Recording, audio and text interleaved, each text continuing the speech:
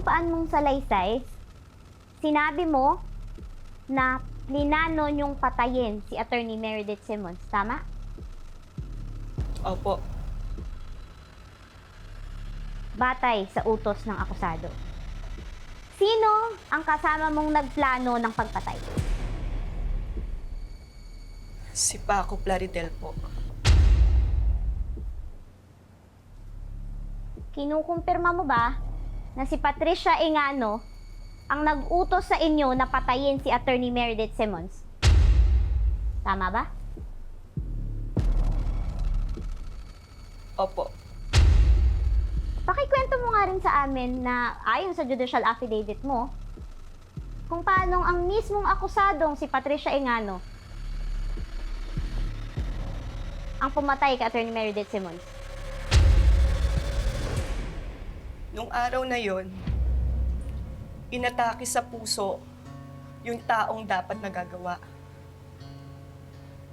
Kaya ang nangyari, si Ma'am Patricia Engano na lang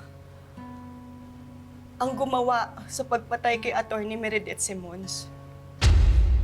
Dahil ayaw niyang palampasin ng araw na yon ang lahat ng plano niya.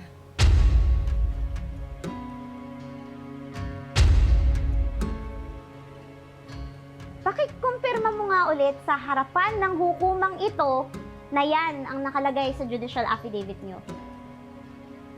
Na ang akusadong si Patricia Engano ang mismong kumitil sa buhay ni Attorney Meredith Simmons. Siya ang pumatay. Tama ba? Opo.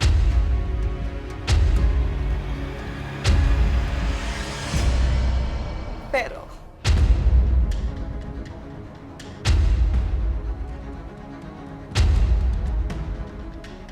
ayon lang po yan sa sinumpaan ko.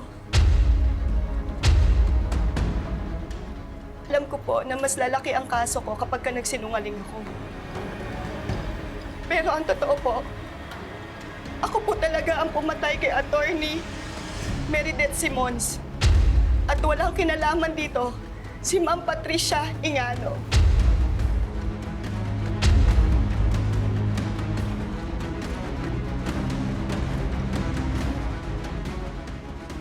Ako ang pumatay. Ako ang nagplano.